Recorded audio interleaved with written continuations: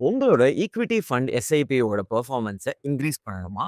அப்போ 10-7-1 ரூலை ஃபாலோ பண்ணிக்கோங்க. இது மேஜரா எங்கெங்கெல்லாம் ஃபோக்கஸ் பண்ணும் அப்படின்னு சொல்லிட்டு பார்த்தீங்கன்னா, மார்க்கெட்டோட ஏற்ற இறக்கமா இருக்கட்டும், இன்வெஸ்ட்மெண்ட் எவ்வளவு அளவுக்கு பண்ணணும் அண்ட் லாங் டேர்ம் வெல்த் கிரியேஷனை ஃபோக்கஸ் பண்ணணும்.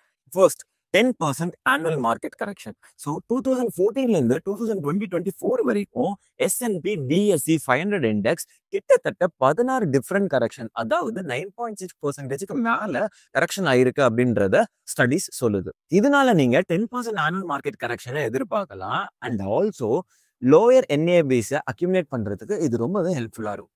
செகண்ட், அட்லீஸ்ட் 7 வருஷத்துக்கு உங்களோட எஸ்ஐபிஸை தொடர்ந்து பண்ணுங்க.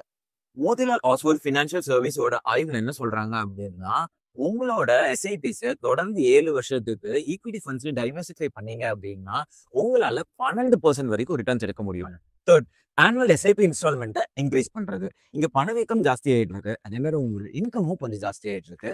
அதனால எஸ்ஐபியோட இன்ஸ்டால்மெண்ட்டை ஜாஸ்தியா கட்டுறதுக்கு ட்ரை பண்ணுங்க. ஏன்னா நீங்க வருஷம் 10% ஜாஸ்தியா கட்டுறதுல லாங் டேர்ம்ல உங்களோட வெல்த் நல்லாவே க்ரோ ஆகும். இந்த டேபிளை பார்த்தாலே தெரியும், ஆனுவலி 10% எஸ்ஐபி இன்ஸ்டால்மெண்ட்ஸ் இன்க்ரீஸ் பண்ணும்போது உங்களோட வெல்த் எவ்வளவு க்ரோ ஆகுதுன்னு. இந்த ரூலை பத்தி என்ன நினைக்கிறீங்கன்றத கீழே கமெண்ட்ல சொல்லுங்க.